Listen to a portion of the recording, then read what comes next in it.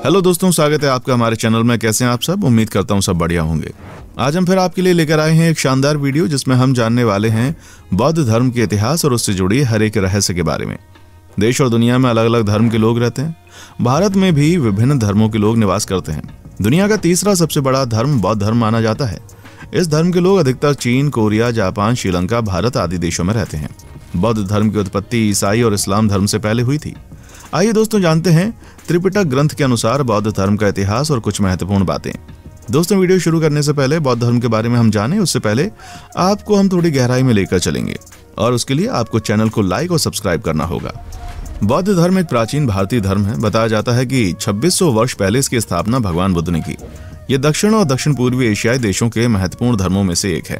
ये धर्म लगभग 563 ईसा पूर्व में शुरू हुआ, जो सिद्धार्थ गौतम की शिक्षाओं, जीवन के अनुभवों पर आधारित है। जब महात्मा बुद्ध को सच्चे बोध की प्राप्ति हुई, उसी वर्ष आषाढ़ की पूर्णिमा को वे काशी के पास मृगदाव पहुंचे।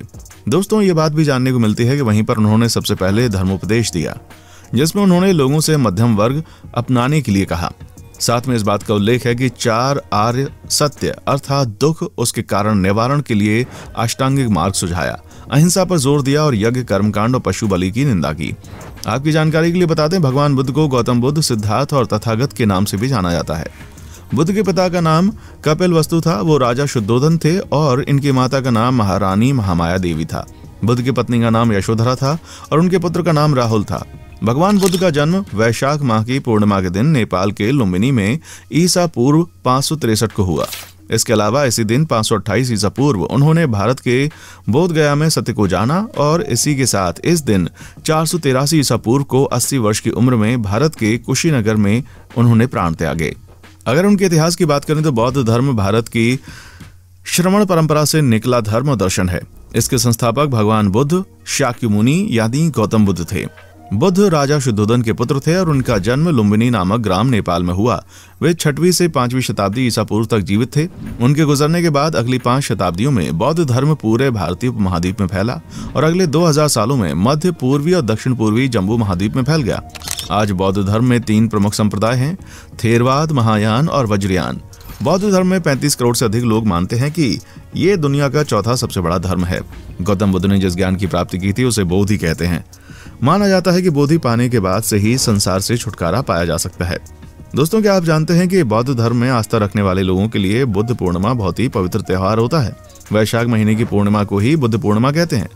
गौतम बुद्ध का जन्म दिवस भी इसी दिन आता है और बुद्ध पूर्णिमा के दिन ही उनको ज्ञान की प्राप्ति हुई। इस दिन धर्मराज की भी पूजा होती है।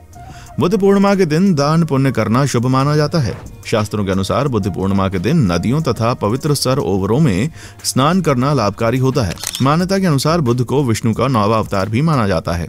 ये एक विशेष बात है कि वैशाख मास के शुक्ल पक्ष की पूर्णिमा के दिन बुद्ध का जन्म हुआ और इसी दिन उनको ज्ञान प्राप्त हुआ था और इसी दिन उन्होंने देह भी छोड़ी अर्थात निर्वाण प्राप्त किया। इसीलिए उक्त पूर्णिमा के दिन बुद्ध जयंती और निर्वाण दिवस मनाया जाता है। इसके अलावा आषाढ़ की पूर्णिमा का दिन भी बौद्धों का प्रमुख त्योहार होता है। दोस्तों, आपकी जानकारी के लिए बता दें, भगवान बुद्ध के समय किसी भी प्रकार का कोई पंथ या समुदाय नहीं था, किंतु बुद्ध के निर्वाण के बाद द्वितीय बौद्ध संगति में भिक्षुओं में मतभेद के चलते 2 भाग हो गए। ये बात पता चलती है कि पहले को हीनयान और दूसरे को महायान कहते हैं। महायान शब्द का अर्थ बड़ी गाड़ी या नौका और हीनयान का शब्द अर्थात छोटी गाड़ी या नौका थेरवाद भी कहते हैं। इस बात का उल्लेख हुआ है कि महायान के अंतर्गत बौद्ध धर्म की एक तीसरी शाखा थी वज्रयान। दोस्तों, भगवान बुद्ध के कुछ सिद्धांत हैं, आइए अब इसके बारे में जान लेते हैं। महात्मा बुद्ध ने अपने धर्म में सामाजिक, आर्थिक, बौद्धिक, राजनीतिक स्वतंत्रता एवं समानता की शिक्षा दी। बौद्ध धर्म मूलतः अनीश्वरवादी, अनात्मवादी है, अर्थात इसमें ईश्वर की आत्मा की सत्ता को स्वीकार नहीं किया गया, किंतु इसमें पुनर्जन्म को मान्यता दी गई है। बुद्ध ने सांसारिक दुखों के संबंध में 4 आर्य सत्यों का उपदेश दिया। ये आर्य सत्य बौद्ध धर्म का मूल आधार है, जो इस प्रकार हैं। नंबर 1, दुख। संसार में सर्वत्र दुख है। जीवन दुखों व कष्टों से भरा है। संसार को दुखमय देखकर ही बुद्ध ने कहा था, सब्बम दुखम। नंबर 2, दुख समुदाय। दुख समुदाय अर्थात दुख उत्पन्न होने के कारण है। प्रत्येक वस्तु का कोई ना कोई कारण अवश्य होता है, अतः दुख का भी कारण है। दुखों के कारणों को प्रतीत्य समुत्पाद कहा गया है। इसे हेतु परंपरा भी कहा जाता है। नंबर 3, दुख निरोध। दुख का अंत संभव है। अविद्या तथा तृष्णा का नाश करके दुख का अंत किया जा सकता है। नंबर 4, दुख निरोध गामिनी प्रतिपदा। अष्टांगिक मार्ग ही दुख निरोध गामिनी प्रतिपदा है। बौद्ध धर्म के मूल तत्व ये हैं कि 4 आर्य सत्य, अष्टांगिक मार्ग, प्रतीत समुत्पाद, अव्याकृत प्रश्नों पर बुद्ध का मौन, बुद्ध कथाएं। सबसे अहम बात है कि बुद्ध ने अपने उपदेश पाली भाषा में दिए, जो कि त्रिपिटकों में संकलित हैं। त्रिपिटक के 3 भाग हैं, विनय पिटक, सुत्त पिटक, अभिधम्म पिटक। इस बात का उल्लेख किया गया है कि उक्त पिटकों के अंतर्गत उपग्रंथों की विशाल श्रृंखलाएं हैं। इस बात की जानकारी मिलती है कि सुत्त पिटक के 5 भाग में से एक खुद्दक निकाय की 15 संरचनाओं में से एक धम्मपद है। इन सभी में सबसे ज्यादा प्रचलित धम्मपद है। दोस्तों, हमारी पूरी टीम बहुत मेहनत करती है आपके लिए ऐसे रोचक और इंटरेस्टिंग वीडियोस लाने के लिए, तो प्लीज अपना प्यार हमें जरूर दें। अगर बौद्ध धर्म के प्रमुख विशेषताओं की बात करें तो बौद्ध धर्म के द्वारा अनात्मवाद को माना जाता है। महात्मा बुद्ध के अनुसार इसका अर्थ यह है कि संसार में ना कोई आत्मा है, ना ही आत्मा की तरह कोई अन्य वस्तु। बौद्ध धर्म मध्य मार्ग में विश्वास रखता है।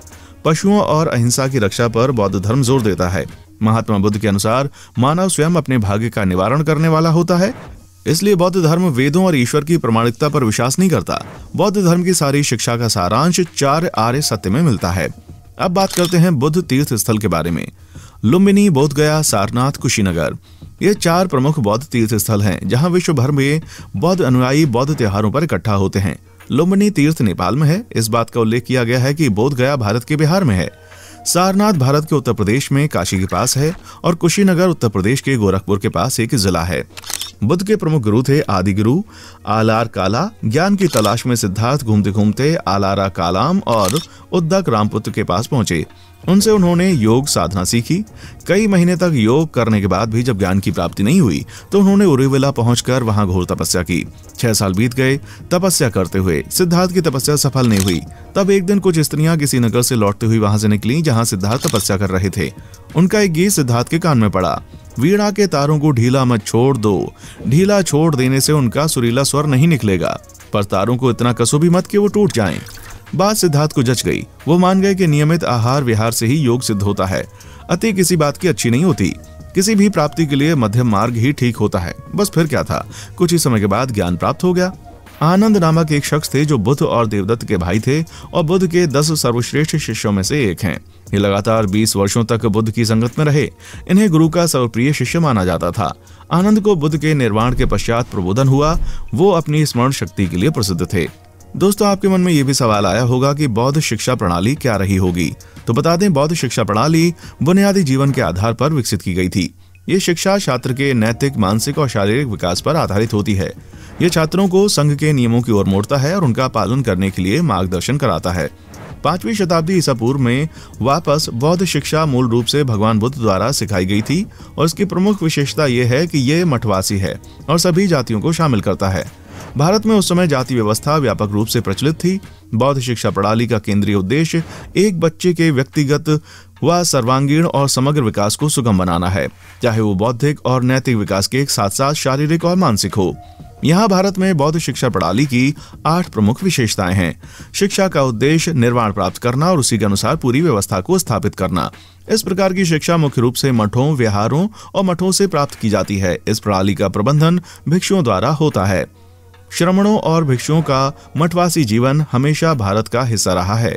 इसलिए चीन, जापान, कोरिया, जावा, बर्मा, सीलोन, तिब्बत आदि देशों में कई छात्र ज्ञान को प्राप्त करने के लिए यहाँ पर आते हैं। इस शिक्षा प्रणाली का शिक्षण के प्रति व्यापक सकारात्मक दृष्टिकोण है। इसलिए बौद्ध शिक्षा प्रणाली में सभी जातियां, धर्मों और नस्लों के छात्रों को समानता के साथ स्वागत किया जाता है। ये भारत में लोकप्रिय होने के प्रमुख कारणों में से एक है, क्योंकि ब्राह्मणवादी शिक्षा प्रणाली ये समावेशी नहीं थी। धार्मिक और दार्शनिक पहलुओं के साथ साथ धर्मनिरपेक्ष शिक्षा को महत्व दिया जाता है। एक सामंजस्यपूर्ण शिक्षक छात्र संबंध बनाए रखा जाता है। शिक्षक छात्रों को समान सम्मान देता है और छात्र से सम्मान स्नेह प्राप्त करता है। ये एक अनुशासित जीवन स्थापित करने में मदद करता है। जीवन की मूलभूत आवश्यकताएं जैसे कताई, बुनाई, ड्राइंग, चिकित्सा आदि पाठ्यक्रम का हिस्सा है। ये बुनियादी कौशल छात्रों को स्वतंत्र होने में मदद करता है। सीखने की प्रक्रिया व्याख्यान, पूछताछ और चर्चा के माध्यम से की जाती है। बौद्धिस्ट शिक्षा प्रणाली को जीवन की विभिन्न समस्याओं के ठोस समाधान खोजने के लिए डिजाइन किया गया है। दोस्तों, गौतम बुद्ध की मृत्यु के बाद बुद्ध के शरीर के अवशेषों को 8 भागों में बांटकर उन पर 8 स्तूपों का निर्माण करा गया। इतना ही नहीं, वैज्ञानिकों ने जब बौद्ध भिक्षुओं के मस्तिष्क का अध्ययन किया तो पाया कि ध्यान ने भिक्षुओं के मस्तिष्क की तरंगों को इस तरह से बदल दिया जिससे खुशी और लचीलेपन की भावना कई गुना बढ़ गई। दोस्तों, वीडियो में बस इतना ही। उम्मीद करता हूँ आपको बौद्ध धर्म के बारे में काफी कुछ जानने को मिला होगा। आपको वीडियो कैसी लगी कमेंट सेक्शन में आकर बताएं। वीडियो अच्छी लगी है तो इसे लाइक करें, शेयर करें। देखने के लिए शुक्रिया।